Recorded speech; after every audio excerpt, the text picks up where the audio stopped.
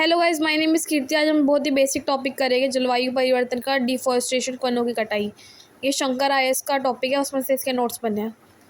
वनों की कटाई, डिफॉरेस्टेशन, पेड़ों की अंधाधुंध कटाई जब बोलते हैं उसे क्या बोलते हैं? वनों की कटाई बोलते हैं। शहरीकरण, औद्योगिकरण, खनन आदि के कारण जंगलों का कम होता है इसके अंदर।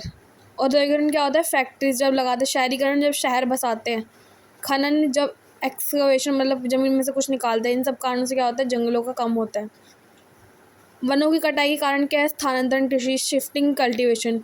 ज़मीन के एक भाग को साफ किया जाता है और पेड़ पौधों को जलाकर उनकी राख को मिट्टी में मिलाया जाता है। 2-3 वर्ष तक उसमें फिर बाद में खेती की जाती है और ऐसे अलग अलग जगहों पे होता है, जिसके कारण क्या होता है? वनों की कटाई होती है।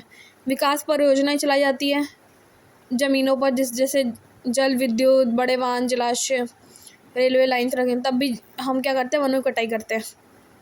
ईंधन की आवश्यकता होती है, जलाऊ लकड़ी की आवश्यकता होती है, तब भी हम वनों की कटाई करते हैं। कच्चे माल की आवश्यकता है, तब भी हम वनों की कटाई करते हैं।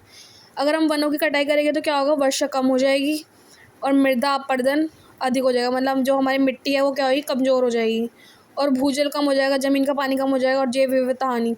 जो जीव जी रहे थे पेड़ों के आसपास, वो सब, उन सब में भी उनकी विविधता मतलब उनके प्रकारों में भी हानि हो जाएगी।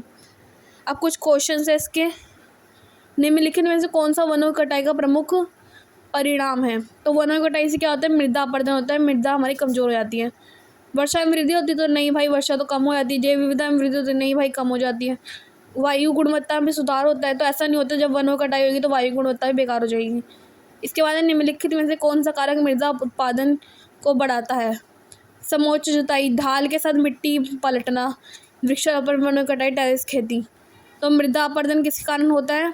वनों की कटाई द्वारा। Thank you guys, like subscribe my channel.